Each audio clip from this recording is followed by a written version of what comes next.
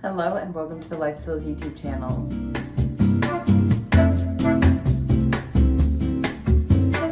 It's been so long since I filmed a YouTube video, since I've been posting just Europe vlogs, and there's gonna be one more coming home and answering questions about the trip. But since I've been doing that, and that was all filmed in May, it's almost July now and I haven't filmed because I've just been editing and posting those videos that I filmed back in May. So this feels very strange, but I wanted to do a mid-year reading check-in. I don't post a ton of reading videos over here, but I would like to post more. I really enjoy reading and it's fun to share my reading adventures and what books I'm enjoying and which books I'm not enjoying so much. So I wanted to film a little reading tag. I also saw all my favorite book girlies do this, like Rachel and Sarah, and I think Destiny did it too. I don't think Haley did. You know the book girlies. I saw them all post their tag and I thought, I want to do that. Those look like fun questions to answer. So I'll put the questions that I'm answering in the description. So if you want to do this, you can also find the list. It's been so long since I filmed a YouTube video. I was pulling out my camera and my battery was totally dead. So my battery is charging right now, but I am filming on my phone. I don't think you'll be able to notice whenever YouTubers say, "Oh, I'm filming on my phone, I'm so sorry." I'm like, I can't tell. So I'm gonna guess you can't notice, but if you can, yes, I'm filming with my phone. I'm a huge library girl and I did recently buy a Kindle. I invested in this for the Europe trip. So I have been reading on that, but I don't have a ton of physical books that I can show you. I can show you my current read, which is from the library. I just started Home is Where the Bodies Are today. And so far I understand why it's on the New York Times bestsellers list, but it's not gonna be the answer to anything on this tag just because I'm 50 pages in. The first question is, what is the best book you've read in 2024? And I think my answer to this is Just Last Night by Fari McFarlane. I did not read a 5-star book until this month when I read The Nightingale by Kristen Hanna. And then Just Last Night I think was another 5-star. Yeah, I've definitely gotten more picky with my 5-star reads. Like I think back to some books that I read last year and I'm like, wow, those were insane. But then some of my 5-star books, I'm like, why did I give that 5 stars? So I'd say they're like a 5-star read, but they're not 6-star reads. But I did really enjoy Just Last Night. I thought there were so many good lines in it. I would recommend it to anyone. It was a love story, but also a friendship love story. And like, it was beautiful. I really enjoyed that book. I just read that this past week. The next question is, how many books have you read so far this year? I'm currently sitting at 87 books, which is not as many as I had read at this point last year. And I'm kind of sad about that, but also last year I fully did not read the second half of the year. So if I continue at this pace, I will read more books than I did last year. But if I stop reading again, then I won't. The next question is best sequel that you've read so far this year. I had a number of sequels that I read. Just because there were a number of series that I read, but the rule book was a sequel to the cheat sheet, and I loved the cheat sheet. The rule book was also good. It wasn't my favorite sequel. I also read the Caraval series and Once Upon a Broken Heart.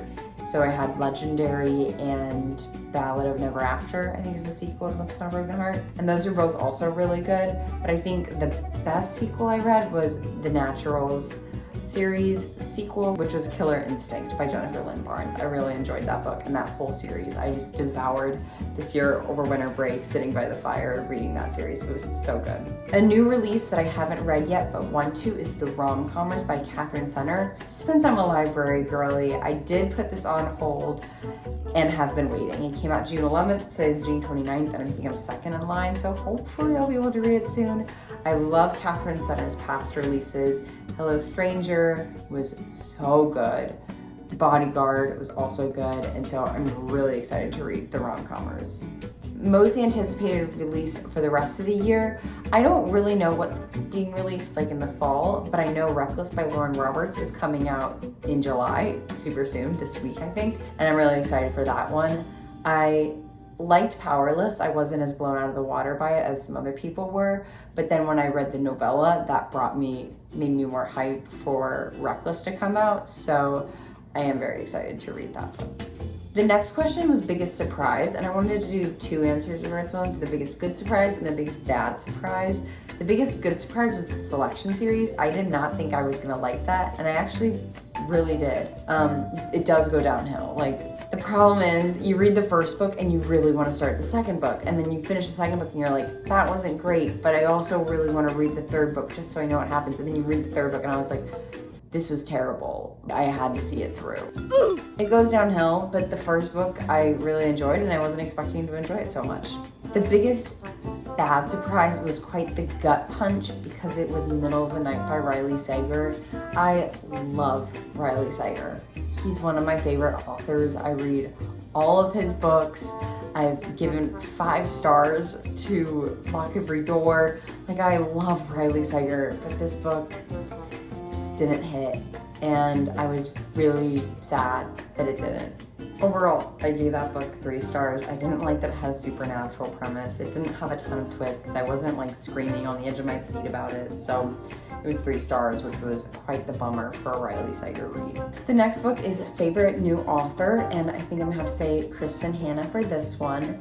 I read The Nightingale and I read The Women by her, and The Nightingale was really good, and I'm really excited to read more books by her. Newest fictional crush, I don't really have fictional crushes ever. Yeah, I can't think of any guy that I've ever, Roman from Divine Rivals is, I guess, my biggest fictional crush, but I read those books last year, so he doesn't count.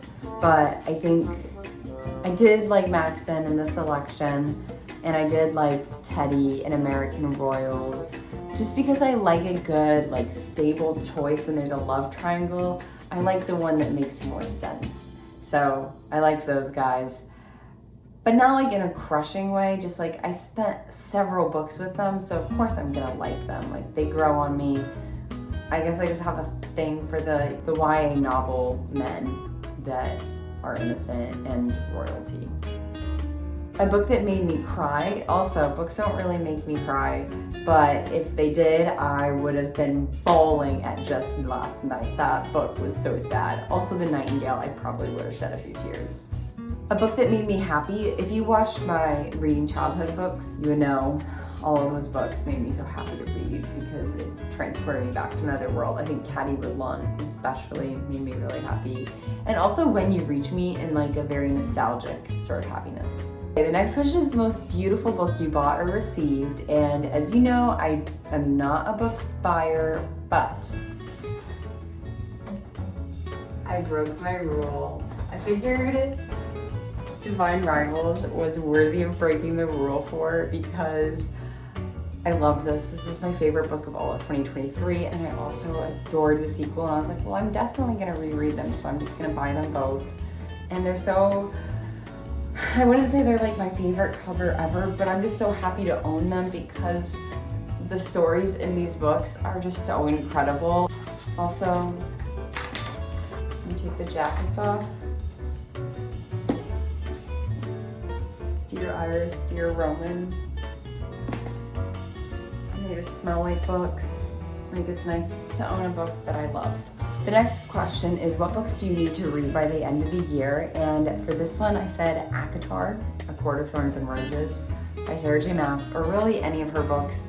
I have been scared of reading Sarah J. Maas books because I know once I start the first one, it's that series of so many books, and then there's her other series, and I don't know if they're interconnected. Like, I'm just intimidated by it. I finally put ACOTAR on hold at the library, so I think I'll be getting to it at some point soon, but it is very intimidating for me. So please, if you're watching this, comment why I need to read ACOTAR, if you've read ACOTAR, or if I don't need to read it.